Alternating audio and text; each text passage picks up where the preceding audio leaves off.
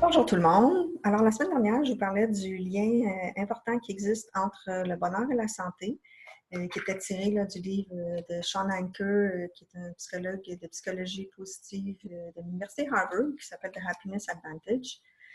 Et donc, aujourd'hui, je voudrais continuer de faire du pouce sur la même thématique, c'est-à-dire c'est quoi la meilleure façon ou quelle est la caractéristique qui distingue les 10% des gens les plus heureux. Donc, Sean Anker encore a fait des recherches en fait, des équipes de chercheurs ont regardé différentes recherches pour voir les personnes qui étaient les plus heureuses et positives et qui se différenciaient de la masse, là, le 10%, qu'est-ce qui vraiment les caractérisait. Et en réalité, ils ont découvert qu'il y avait une seule chose qui les différenciait, qui faisait qu'elles étaient plus heureuses. Et savez-vous c'est quoi?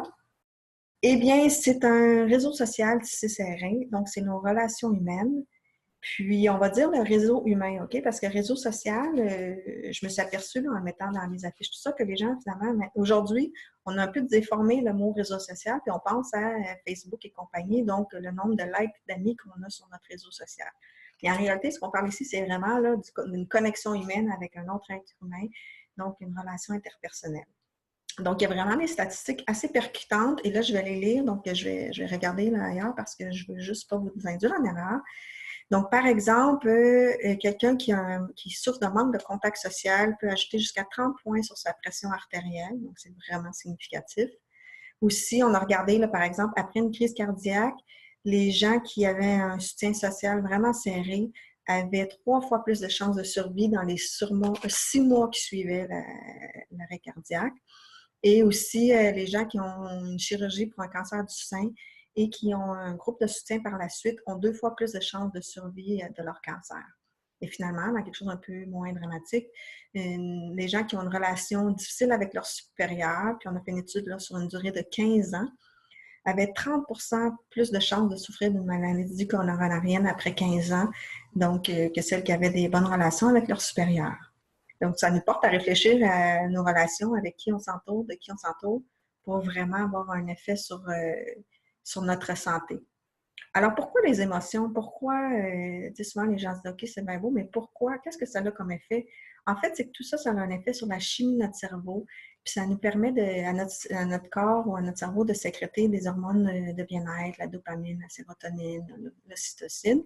Et inversement, ça nous aide à réduire la sécrétion de cortisol, d'hormones du stress, donc d'avoir plus de résilience au stress. Donc, les mêmes choses vont se passer dans notre quotidien, dans notre vie, mais si on a un réseau social tissé serré, si on voit les choses positivement, on va avoir beaucoup moins d'effet sur la chimie du cerveau qui, elle, on le sait, là, régule un paquet de choses dans notre corps. Puis, c'est pas le but de la petite vidéo aujourd'hui. Donc, si ça vous intéresse, là, vous pouvez aller plus loin pour voir là, tous les effets, mais entre autres, notre système immunitaire fonctionne mieux. On devient plutôt un brûleur de graisse plutôt que d'accumuler du poids. Il y a toutes sortes d'effets. Évidemment, on dort mieux.